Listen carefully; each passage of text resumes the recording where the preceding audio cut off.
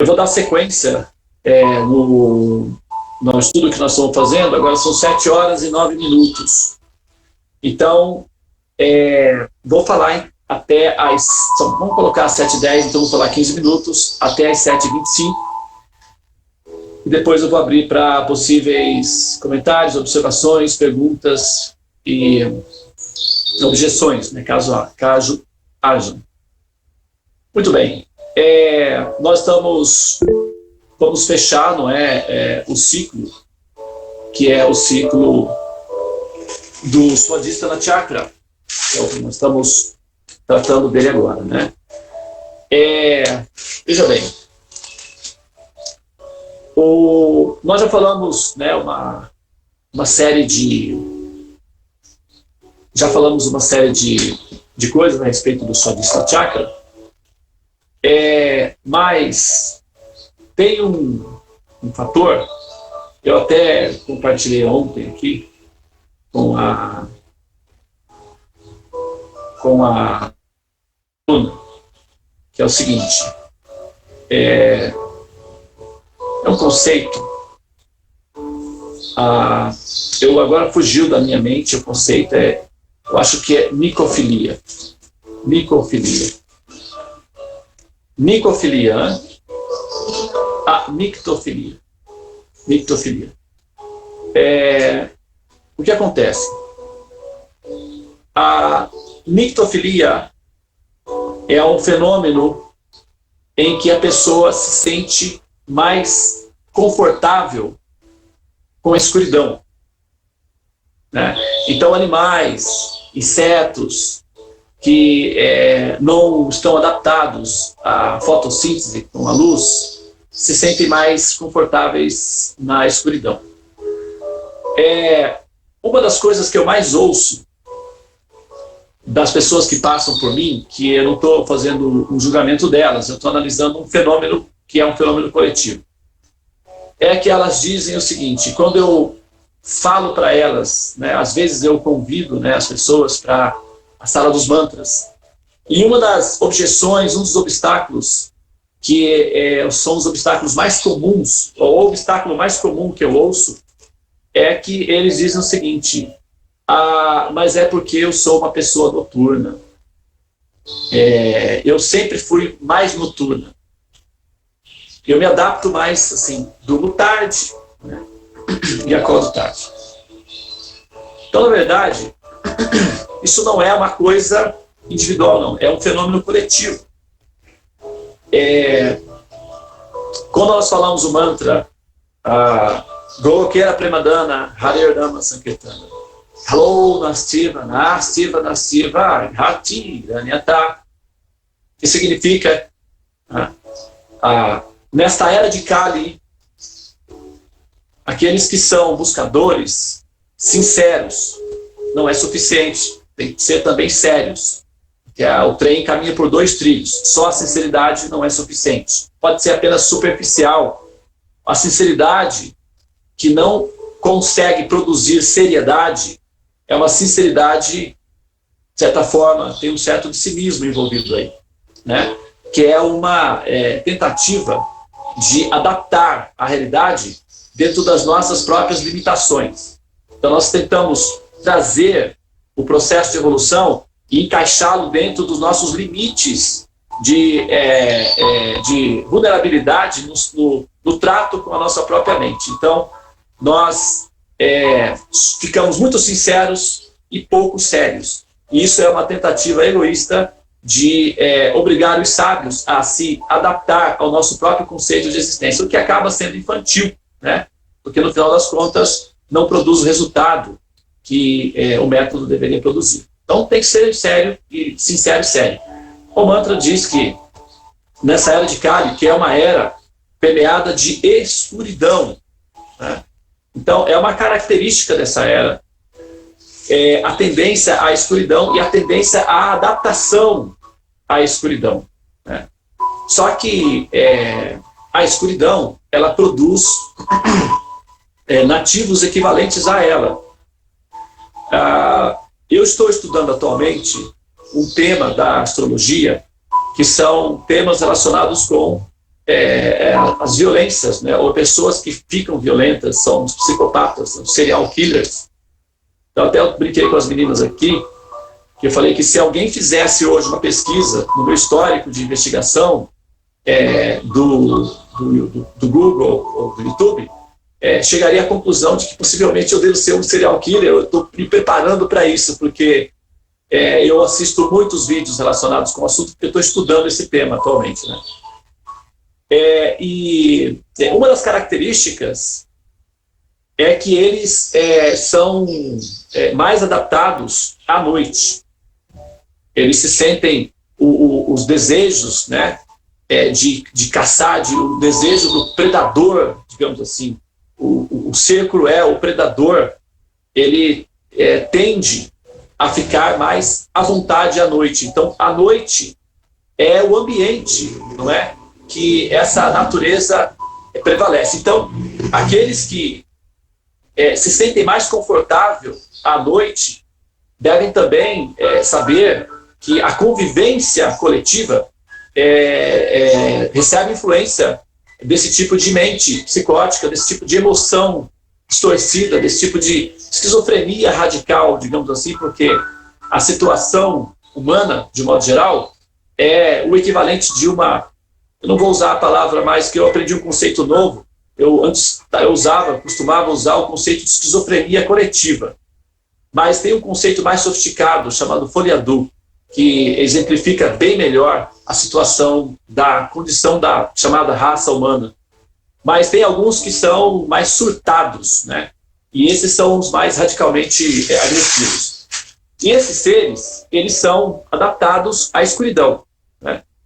Então, aquelas pessoas que se sentem confortáveis com a escuridão devem saber que elas estão compartilhando a rede com esse tipo de natureza radical, no sentido de uma perturbação, né, de realidade.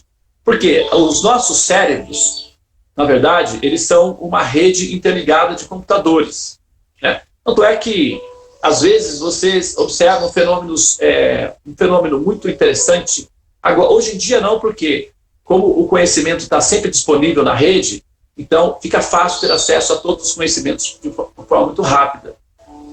Mas antigamente, os pensadores não tinham muito contato entre si, muita informação entre si. Então, aparecia que, por exemplo, um pensador no sudoeste da Austrália, vamos só para dar uma metáfora, fazia os mesmos tipos de descobertas que um pensador da Pensilvânia, nos Estados Unidos. E eles não tinham comunicação entre si e chegavam às mesmas conclusões em locais completamente separados, isolados ao mesmo tempo. E esse é um fenômeno que ocorre muito. Por quê? Os nossos cérebros são uma rede interligada de computadores, né, processadores. Então, os dados ficam na rede. E, eventualmente, as pessoas diferentes fazem o download dos mesmos dados. E isso dá esse fenômeno de conexão simultânea, mesmo havendo isolamentos. Porque, na verdade, esse isolamento, ele é um isolamento, na verdade, ele não é um isolamento real, ele é um isolamento aparente, porque como as mentes estão interconectadas, não existe um isolamento absoluto, pode-se dizer. E todas as mentes, ou todos os processadores estão compartilhando dados e recebendo dados simultaneamente. Então, nesse horário, que é o horário da noite, é quando os predadores, os devoradores, né, os seres da escuridão, saem para caçar e para se alimentar. E os cérebros que estão interligados nesse momento acabam assimilando dados dessas criaturas, desses seres decadentes. Então, a pessoa dorme depois, claro que ela está lá só simplesmente fazendo a coisa inocente dela, né? Mas tem outros cérebros que estão trabalhando, né, de maneira distorcida, e ela está compartilhando os dados, né?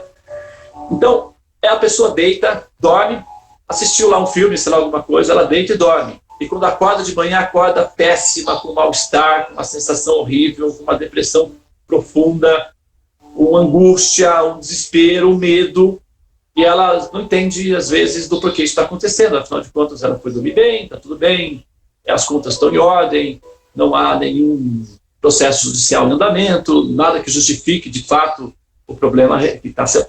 Mas a pessoa está assim. Por quê? Porque ela não entende. Né? É porque o compartilhamento dos dados faz com que os efeitos colaterais sejam experimentados.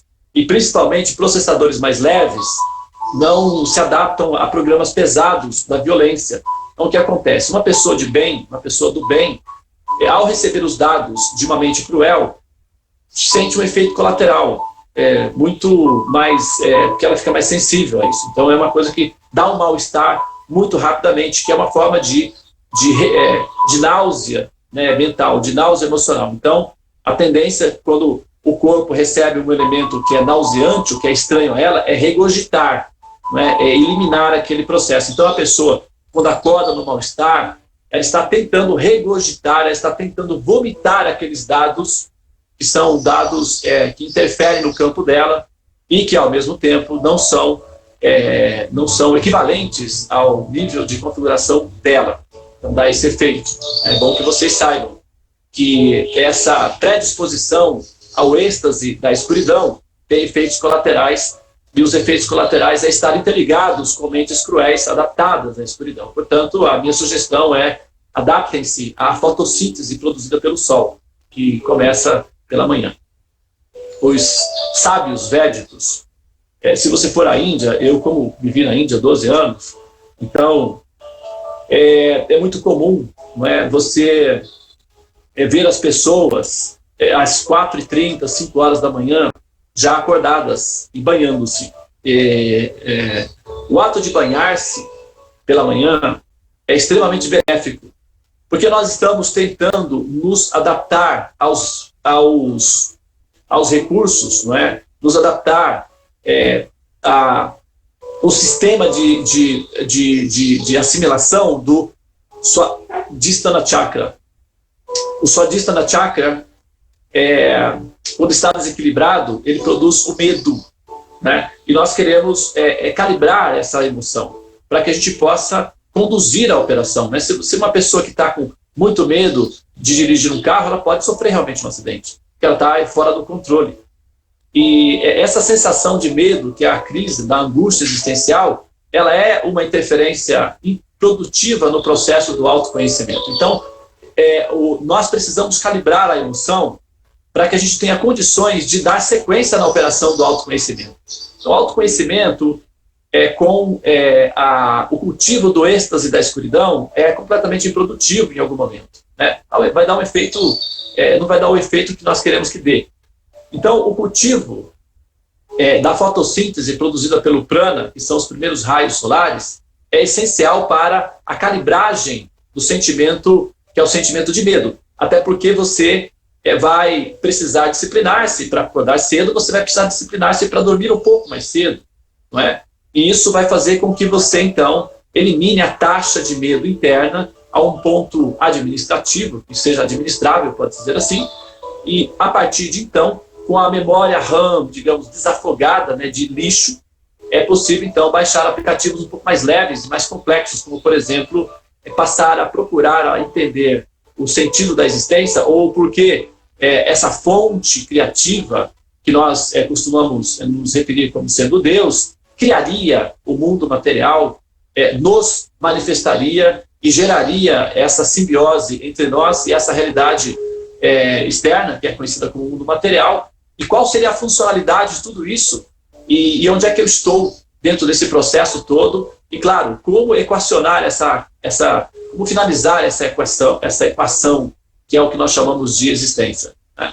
Então, para lidar com esses temas, uma mente que está sobrecarregada com um programa pesado, que é o êxtase da escuridão, não consegue realizar essas operações. Por isso, é muito importante que nesse início de calibragem, para podermos lidar com o potencial do Swadhisthana Chakra, nós estejamos cientes de que esse fenômeno chamado nictofilia tem os efeitos colaterais, né? E esses efeitos colaterais são a manutenção dos sentimentos de medo, de desespero e da depressão, né? Então, isso é uma coisa importante de ser entendido, tá?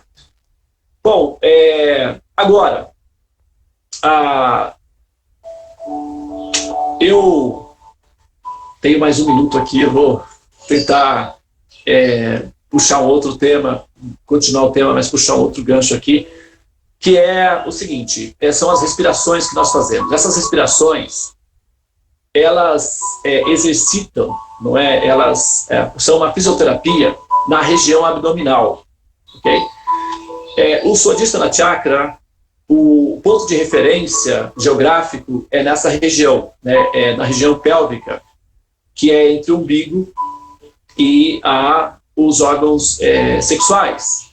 A mulher tem o útero nessa região, né? O útero, às vezes nós fazemos a seguinte referência, emoções uterinas, né? Emoções profundas, o inconsciente, e quando nós mencionamos como sinônimo de inconsciente as emoções uterinas, nós estamos falando de algo muito profundo, tá? Então, para que nós possamos entender o campo que nós estamos lidando, né, que nós estamos começando a compreender, nós precisamos descer à nossa profundeza. Nós precisamos descer ao nosso porão, não é? E nós precisamos ter condições de lidar com esse porão. Então, a primeira coisa que se faz quando você vai fazer uma faxina num porão, imagina que você tem um porão que está lá fechado. Daí você vai limpar aquele porão. Quando você abre a porta, qual é a primeira atitude que você faz? De segurança, obviamente, acender a luz. Então, a primeira etapa do processo de reconhecer o campo de ação, que é o Swadhisthana Chakra, é acender uma luz aí. Senão não tem nem como dar sequência na operação. Depois que a luz acende-se, faz-se um sobrevoo geral no campo para verificar qual é a situação, qual é a catástrofe admissível encontrada aí. E aí, então, faz-se um plano de ação, não é? Para começar o trabalho. Evidentemente que tudo isso depende que a pessoa esteja predisposta e depende que a pessoa esteja também desperta. Se ela estiver adormecida, o porão vai ficar fechado, evidentemente, a luz vai ficar apagada. E essa determinação de organizar vai ficar, assim, eventualmente cancelada. Então, nós estamos acendendo a luz que nos permite entender esse chakra, não é? E lidar com ele da maneira mais produtiva. Tá bom, pessoal? Então, nós estamos aí no início, né, do processo do autoconhecimento, nesse sentido. E essa semana eu vou continuar falando ainda sobre o Swadhisthana Chakra. E, bom, se as pessoas, se algum de vocês fizerem alguma pesquisa individual a respeito do Swadhisthana Chakra, quiserem fazer alguma pergunta ou dar alguma sugestão de tema relacionado com o Swadhisthana Chakra, por favor, pode mandar para mim, em particular, no meu WhatsApp pessoal, ou até mesmo pode colocar no grupo, né, do Buscadores do Infinito, que a sugestão vai ser bem-vinda e explorada, porque o campo do Swadhisthana Chakra é muito amplo, já que ele é a base, né? O Muladhara Chakra é o equivalente do bebê em casa, né? Inconsciente, automático, o bebê. O Swadhisthana Chakra é o bebê, é a criança indo para a escola, né? É o ciclo básico. Então, aí as inter-relações e o universo, né, de um campo de atuação modifica um pouco. Então, o ser começa a tomar consciência da existência de outras complexidades de outros seres ao redor dela. Muito bem, pessoal, e nós estamos entrando aí no jardim de infância, né, do processo do autoconhecimento. Essa parte é uma parte grande, porque é uma parte básica, os temas são muito variados, mas nós precisamos ser produtivos e aprender o mais rápido possível o ABC para que a gente possa continuar, porque ainda tem, lá na parte final, o PhD, né? E o ABC tem que ser assimilado o mais rápido possível. Muito bem, eu vou então parar aqui, entrei aí 5 minutos a mais, porém eu vou agora aguardar e ver se há alguma colocação, alguma observação?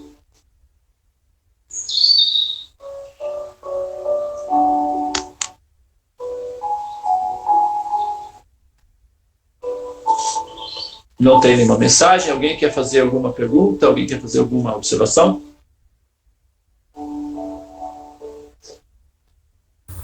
Eu quero perguntar, não sei se tem um pouco a ver com o tema, mas é algo que você já comentou em outra palestra, no caso, em outra explicação, sobre o corpo de carbono, né?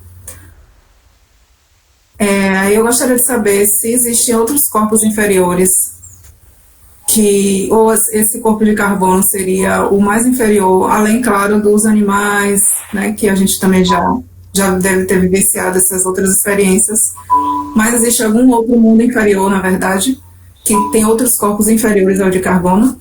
Era essa a pergunta.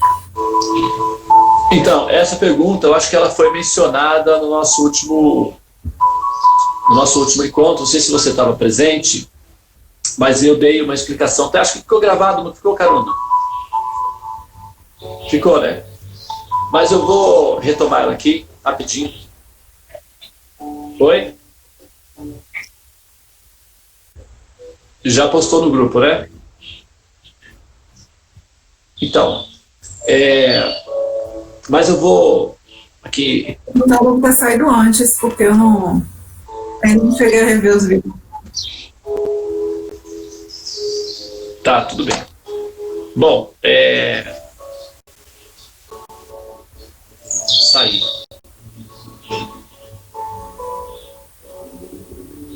Sair da sala.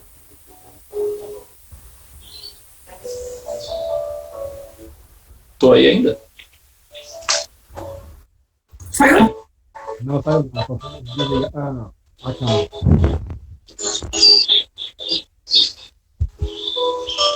Eu não tô conseguindo encontrar a tela aqui. Me perdi completamente. Aê, Baiano.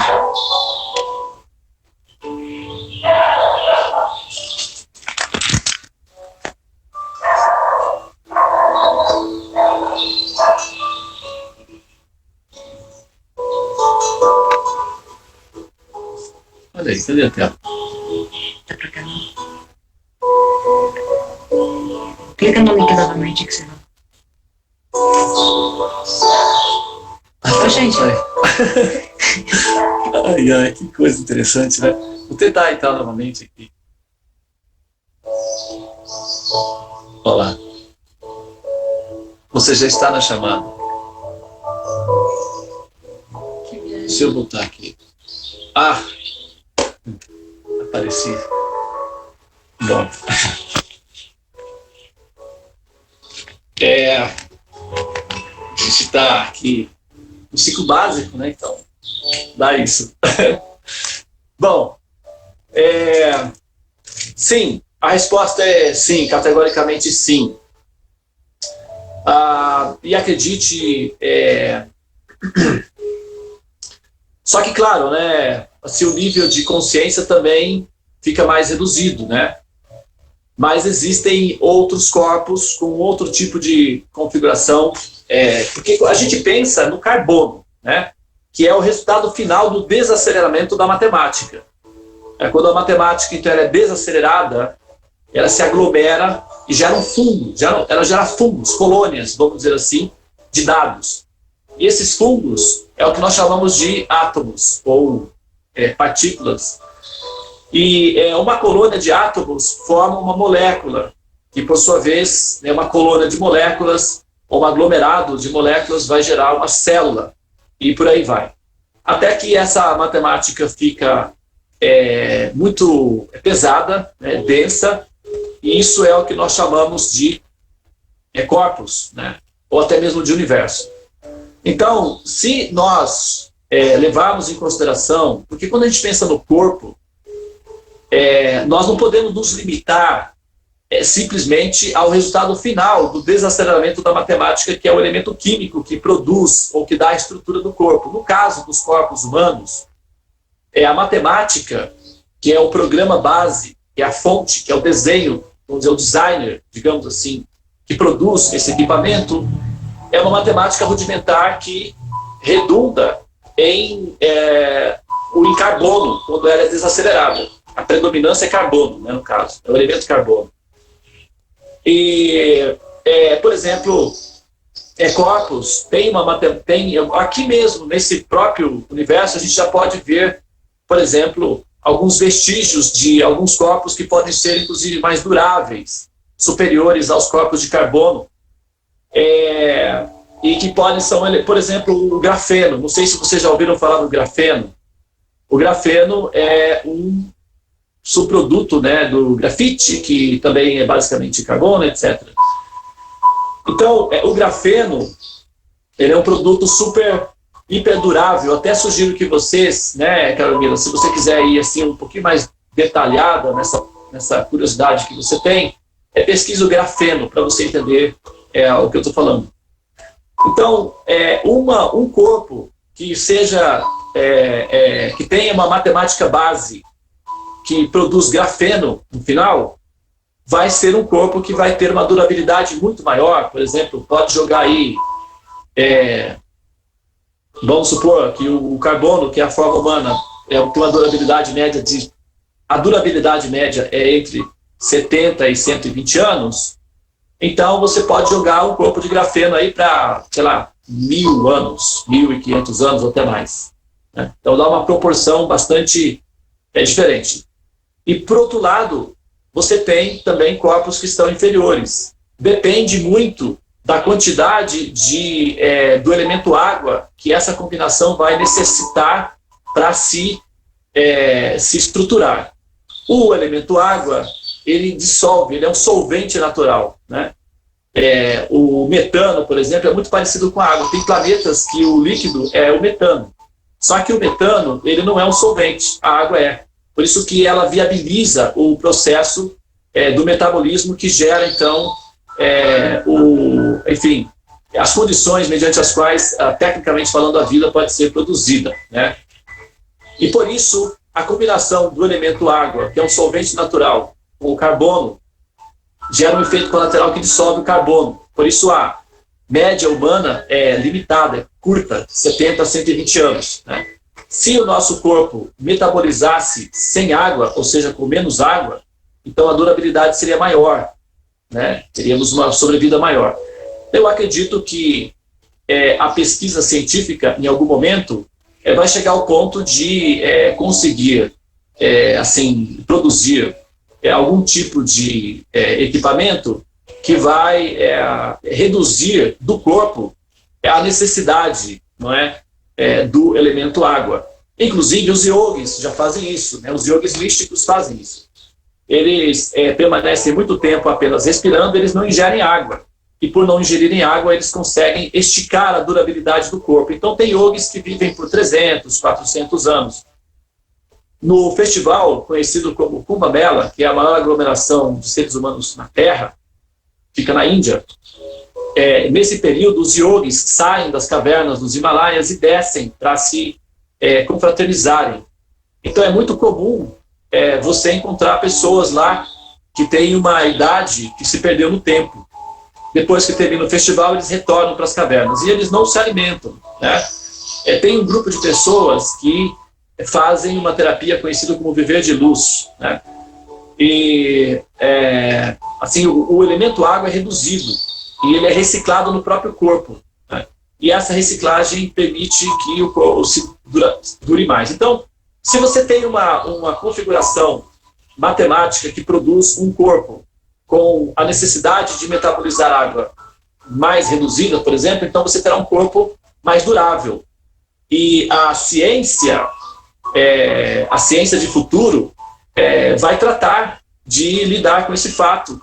E, claro, vai haver tecnologia que permite, porque se o objetivo é alcançar o máximo de vida possível, né? A ciência está buscando isso desde lá dos faraós lá e até antes, o elixir da longa vida. E o elixir da longa vida necessariamente passa por um processo que necessita metabolizar a água com menos desgaste de energia, né? Ou seja, reciclar a água do corpo constantemente, sem a necessidade do desgaste de energia. porque isso também deteriora o carbono, que faz o corpo, então, definhar e desaparecer mais rápido. Então, existem corpos que metabolizam água de uma maneira muito mais rudimentar que os corpos humanos, portanto, eles são menos duráveis, né? Eles acabam mais rápido. E por ser menos duráveis, o processo de autorrealização é mais, é mais limitado, porque você tem menos tempo para realizar uma operação muito complexa, que é entender a existência.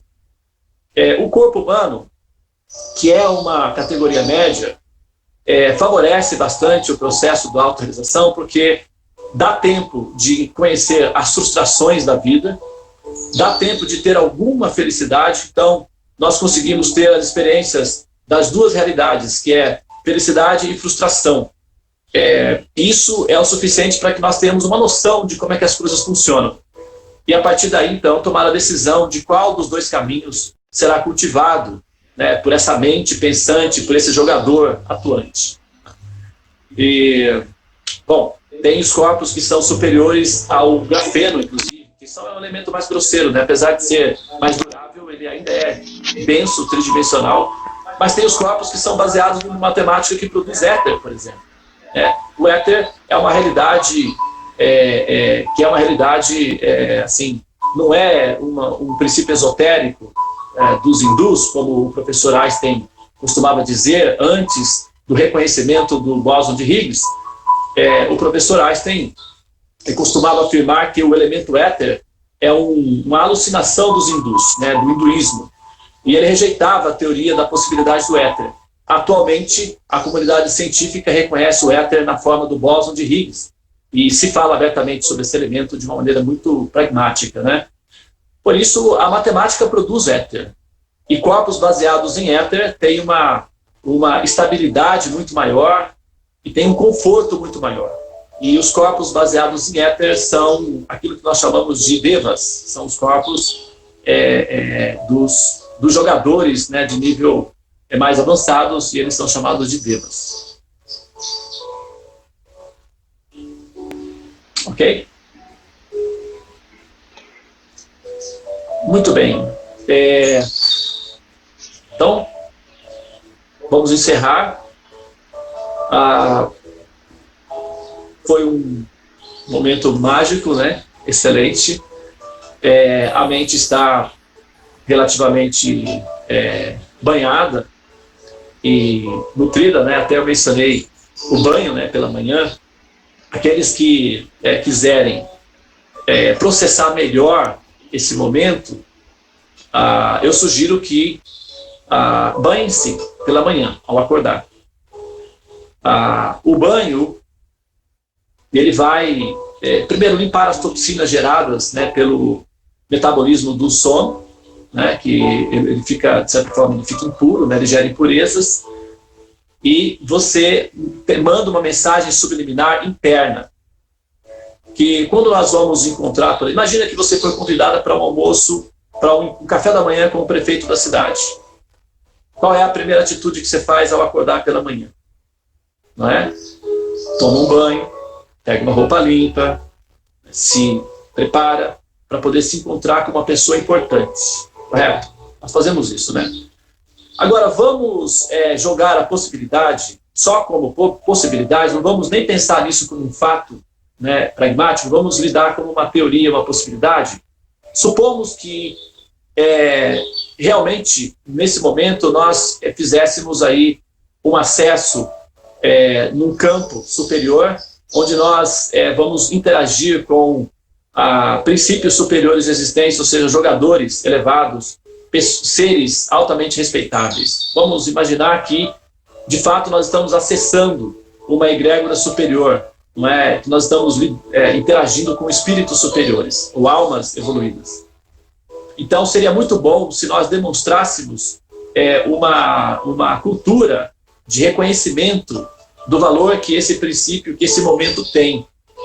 E banhar-se, estar bem apresentável, aparentemente é uma coisa externa, porque pode-se dizer, não, mas Deus não olha para essas coisas, isso tudo é externo.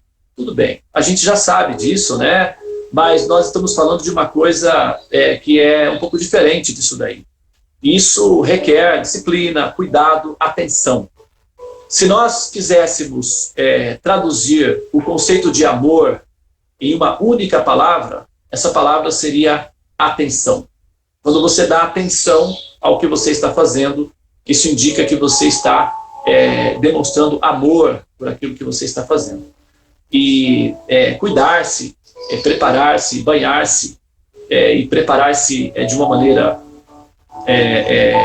adequada para esse encontro vai qualificar o jogador para ser reconhecido pelas autoridades como alguém consciente, alguém nobre, né? Então será também, de certa forma, respeitável, até mesmo pelas autoridades. Isso é muito bom, faz parte da cultura do reconhecimento da evolução. Os sábios védicos, ao acordarem pela manhã, a primeira coisa que eles fazem é banharem-se, porque eles vão entoar os mantras que vão invocar a divindade ou o Senhor Supremo. E caso isso dê certo, é muito bom que o Senhor Supremo ou a divindade encontre alguém preparado, digamos assim, externa e internamente, demonstrando uma sobriedade de consideração em relação àquele nível que ela está acessando. E essa é a sugestão do dia. Aqueles que não têm o hábito, pode ser um pouco difícil no início, mas depois a sensação é muito agradável, porque é o modo da bondade, né? Existe o modo da ignorância, que é a escuridão, que é a nictofilia, é o êxtase da escuridão. Existe o modo da paixão, que é a ação, meio bêbado ainda, né? Assim, meio sem consciência, fazendo de uma maneira automática e até irracional, paixão. E existe o modo da bondade, que significa a sobriedade, a sabedoria, a condução sóbria do jogo que está sendo jogado. Nós precisamos chegar nessa plataforma, que é o modo da bondade, porque sem chegar nessa plataforma nós não conseguimos alçar voo, como ir chegar à Índia. Você não pode chegar à Índia se você não chegar a uma plataforma de lançamento, seja um porto ou seja um aeroporto. Você precisará de uma plataforma de lançamento. Então, o modo da bondade, que é chamado Sattva Guna, é a plataforma de lançamento que nós precisamos chegar para justamente alcançar esse nível superior, que é o entendimento, né, dos valores objetivos que transcendem os muros altos da ignorância, é a autorrealização. Muito bem, então, pessoal, buscadores, foi muito bom estar com vocês. O vídeo vai ficar disponível em breve. Esse nosso vídeo aqui vai ter uma playlist com uma série de vídeos do Swadhisthana Chakra. Muito obrigado pela associação de vocês, não é, por estarem predispostos, não é, a assimilar esse conhecimento transcendental, que é um conhecimento védico. E, por favor, considere a possibilidade de que outros ao seu redor possam ter também a oportunidade de ter acesso, né, a esse momento, a esse conhecimento, e quem sabe, não é, a essa cura, que é o Mahamantra, é a medicina que a nossa mente. Muito bem, eu vou ficar na sala até que todos tenham saído, para que eu possa fechá-la, tá bem? Muito obrigado. Hare Krishna, Krishna Krishna, Hare Hare, Hare Rama, Rama Rama, Hare Hare. Ó energia suprema de amor divina, eleva-me, envolve-me, protege-me. Hare Krishna. Tá aí ainda, não? Deixa eu ver aqui a mensagem, aqui. Só um minutinho, Luciana. Ok, interessante, que dizem que precisamos beber água para manter a saúde. Seria uma forma de limitar a nossa existência? Ou seria um complô Illuminati? Porque os Illuminati que ficam aí jogando negócio com o avião, né, para parar com a produção humana. Não tem isso? Verdade, tem sim. Tem. Não tem esse processo aí que os Illuminati estão fazendo um negócio de um chip que vai reduzir a população? Apesar de que, de fato, existe uma coisa interessante, que é o esperma, a quantidade de espermatozoides e sementinhas no sêmen humano do macho está desaparecendo, né? E o cromossomo também, tem um cromossomo, ele é bem estável, né? Já nos últimos 200, sei lá, há milhares de anos, né? Não milhares não, mas desde que a humanidade surgiu, esse cromossomo ele se mantém estável, mas com algumas deficiências. Ele vai sempre tendo mutações. E os cientistas dizem que esse cromossomo tende a desaparecer no futuro. E é um cromossomo que dá justamente a característica do aspecto masculino em si. Então, eles dizem que isso vai ser um problema no futuro e eles já estão pensando em armazenamentos de dados, ou seja, congelamentos de espermas masculinos para serem utilizados em reprodução no futuro, porque eles acham que no futuro o macho vai ficar estéril e vai ter que ter uma forma de substituir esse processo. Então, eles estão pensando nisso já, né? Mas Caramba! Né? Não é? Então, vai ser tudo por crédito mesmo, né? Você vai ter que baixar créditos para ter filhos. Não, quero ter um filho, ok. Tem que ver os créditos, acessar o aplicativo, escolher o grupo. Vai ser bem... Imagine só uma coisa, olha só, veja bem, uma coisa interessante, né? E olha uma melancia. Caberia um filho dentro, um bebê dentro de uma melancia, caberia uma abóbora, né? Caberia um bebê ali dentro. Um coco, dependendo do tamanho do coco, até caberia um fetozinho, né? Um coco poderia ser um pouco maior também, para caber um feto. Mas, por exemplo, a natureza poderia, ou Deus, né, o Criador, né, a fonte, a inteligência que cria o programa, que é o universo, poderia, eventualmente, ter criado uma estrutura em que os humanos fossem gerados não no ventre, mas em frutas, por exemplo. Né? Melancia, por exemplo, né? Assim, eu não sei como é que seria a concepção disso, né? Seria uma coisa meio esotérica, mais exótica, né? Mas caberia, né? Seria muito seguro, por exemplo, se houvesse uma melancia que pudesse, ou uma fruta que pudesse receber, não é, a combinação do esperma masculino com o óvulo feminino e reproduzir o filho, né? Se a gente pegar o que os cientistas tentam fazer atualmente, é mais ou menos isso, né? O conceito de barriga de aluguel, por exemplo. Se você é uma mãe, que você não tem filhos, ou você tem riscos da saúde para ter filhos, então o óvulo fecundado pode ser injetado no útero de uma outra mulher, e essa outra mulher é que vai gerar um filho. Ou seja, você, a pessoa em si, fica completamente sem riscos, né? O risco vai para quem está gestando. Então, imagina que você tira esse risco da mulher, de um modo geral, e coloca num útero artificial, por exemplo, né, que seja capaz de fecundar um óvulo. Então, as mulheres não teriam que passar pelos riscos de vida, pela ansiedade e tal, que a gestação produz. Ela poderia ir todos os dias lá ver o seu óvulozinho, o desenvolvimento naquele útero artificial, e ela pode ir acompanhando o processo e tal.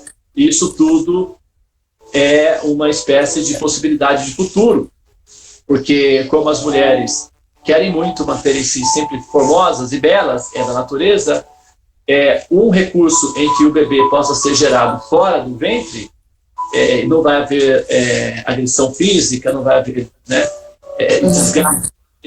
É uma alternativa que talvez muitas mulheres possam acessar no futuro, inclusive porque a tendência é que as mulheres, devido à emancipação e ao desenvolvimento, à independência, protelam para ter filhos para uma idade mais avançada, mais tarde, e quando elas se dão conta de que tem pouco tempo, elas acabam saindo numa corrida meio que desesperada, e às vezes está faltando um equipamento, está faltando um ingrediente para a produção do filho, que seja um parceiro, ou o útero passou do prazo e tem alguma configuração ali que não está, e aí então é que começa o grande drama, que é o drama das mulheres europeias, né? Uma grande parte delas estão passando por isso no momento. Então, qual seria a alternativa para resolver esse problema? Porque as mulheres não vão deixar de ser independentes, a independência que elas conquistaram é alguma coisa muito valiosa, elas não vão deixar de se preocupar com a própria sobrevivência, a saúde, e elas também não estão dispostas a renunciar às conquistas na área do trabalho, por exemplo, que é alguma coisa que dá muita satisfação, porque é uma terapia de longo prazo e dá muita satisfação, né? Então, qual seria a alternativa? Úteros artificiais que possam gestar para essas mães os seus bebês. Então, o óvulo ficaria, então, congelado já numa fase bem jovem, em que ele está bem predisposto, né? E ele poderia ser gerado num útero artificial, não necessariamente, né?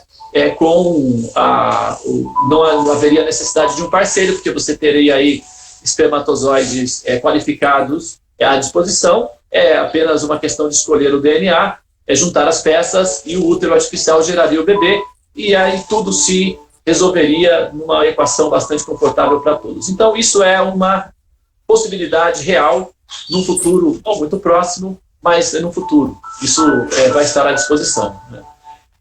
Então, veja, a pergunta é se a necessidade de beber água, né? Eu sou uma pessoa que eu incentivo muito o ato de beber água, porque na fase em que nós estamos, extremamente dependentes do corpo, nós temos que cuidar dele, né? E não adianta impor uma regra que a mente não está adaptada, né, a isso. Então, para dar uma limpeza interna, a água ela deve ser bebida, não apenas ela funciona no automático, mas quando ela é tomada como sendo um processo de yoga, como parte de um mecanismo de autorrealização, ela tem uma funcionalidade muito mais efetiva no sentido de